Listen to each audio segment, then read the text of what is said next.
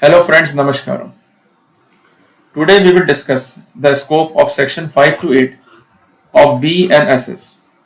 To be noted that the said section correspond to section 482 of CRPC. Basically it is concerned with inherent power of the Honorable High Court. The said protocol simply says nothing in BNSS shall be deemed to limit, please be noted, or affect the inherent powers of the High Court. The inherent powers of the High Court is concerned to make such order, which is sine qua non to give effect to any other order under BNSS, or to prevent the abuse of process of any court, or otherwise to secure the end of justice. Basically, it is to be noted that the said power is given to the Honorable High Court in India to prevent the abuse of legal process and to secure the end of justice. The section allows Honorable High Court to make the order, which is sine qua non to give effect to any other provision of BNSS to prevent injustice.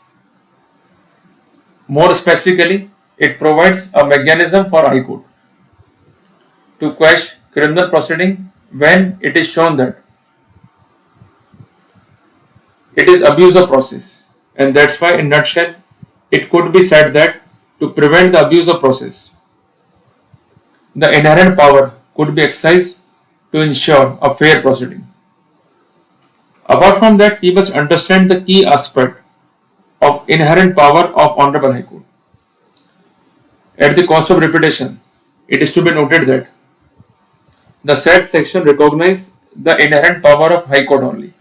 Means the said power cannot be exercised by court of session, by court of magistrate, and even all these powers cannot be delegated to the concerned court of session or court of magistrate. The power is to be exercised by Honorable High Court only, and that's why the word used is inherent powers of Honorable High Court. And apart from that, it is basically concerned with the inherent power, and therefore the powers not limited to BNSS, but it can be exercised in any manner to secure the end of justice and to prevent the abuse of process. And that's why the wordings are used. Nothing in BNSS shall be deemed to limit or affect the inherent power of High Court. Means if there is any provision to the contrary that may limit or affect the inherent power of High Court in the BNSS, in that scenario it shall be deemed to be null and void. Because even though such scenarios are available, the powers could not be limited or affected. And apart from that, the inherent powers is to be exercised to give effect to any order and to prevent the abuse of process and to secure the end of justice. So we could say that it is basically concerned for the effective functioning and to ensure the fair administration of justice, and that's why it is termed as inherent power. Please be noted. To be noted that the abuse of process is the crucial aspect. If the legal process is going to be misused, either maliciously or for any other reason, just to harm the reputation of someone, and the uncontroverted facts are available on the record, in that scenario, the High Court can intervene and could help the innocent and could set aside the abuse of process. For example, there is a dowry harassment case against a concubine on the ground that she is having the illicit relationship with the husband of that woman. As we know that the concerned concubine is not the relative of husband as per section 85 of BNS. In that scenario, the inherent power could be exercised to give remedy to concerned person. Apart from that, it is also based on the broad principle to secure the end of justice. If a situation arises where following the normal legal procedure would lead to injustice, in that scenario, the High Court can use the inherent power to ensure the justice is to be done. As we know that justice must not be done, it must be seems to be done. To ensure that concept, the inherent power of the High Court is one of the most important dominant tools. For example, you are a private person and you are prosecuted as per section 7A of PC Act. In that scenario, if you are going to face the trial, number of year would be wasted. In that scenario, to secure the end of justice, because the ingredients of said section is not ipso facto applicable, the powers could be excised and the proceeding could be quashed. Because section 7 of PC Act itself says the public servant. So when the protocol is not applicable and to secure the end of justice, the inherent powers are to be excised. In that scenario, it could be excised to prevent the unjust outcome of the proceeding.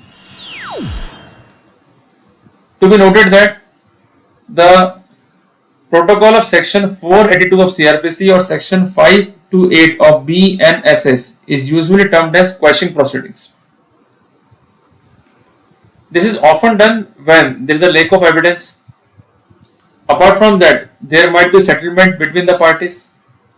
And in addition to this, there is no ingredients of the offense, but despite of that, in a wrongful manner, in the illegal manner, the concerned person is prosecuted. For example, there might be a civil dispute between the parties and criminal law is brought into motion. In that scenario, criminal proceedings are liable to be quashed. For this, the concerned High Court is required to be intervened by using the inherent power. In that scenario, section 528 of BNSS or section 482 of CRPC would be the optimum option. And apart from that, I am going to settle multiple situations where such powers could be invoked. Number one, when there is lack of evidence. For example, if the police file a charge sheet without sufficient evidence.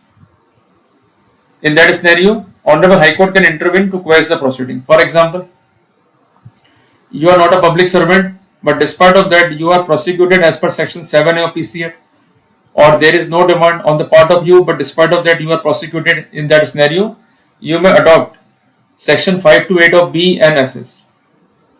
In addition to this, we are going to take another example, absence of legal compliances. For example, you are a public servant and you are prosecuted as per section 7 of PC Act.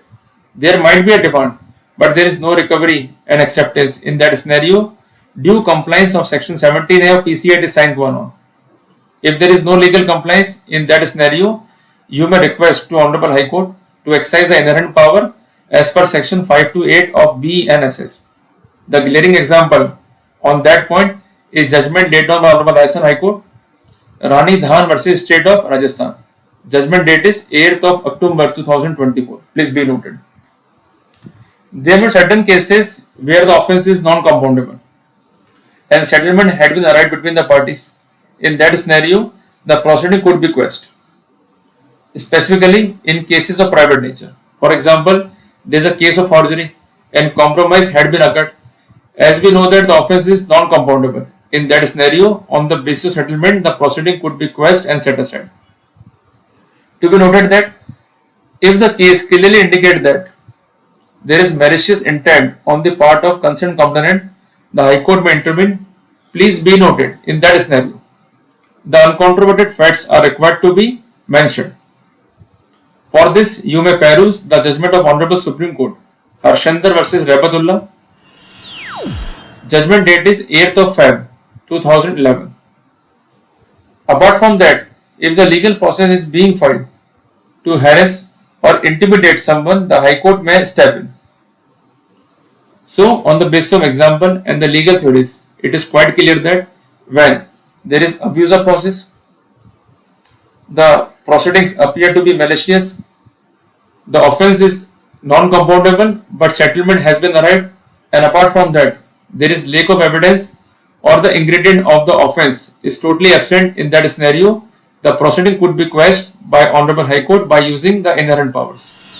So I think that in the today's class, you all understand about the importance of section 528 of BNSS or section 482 of CRPC. If you are having any query, you may leave your query in the comment box. See you in the next video. Till then, Jai Hind, Jai Bharat.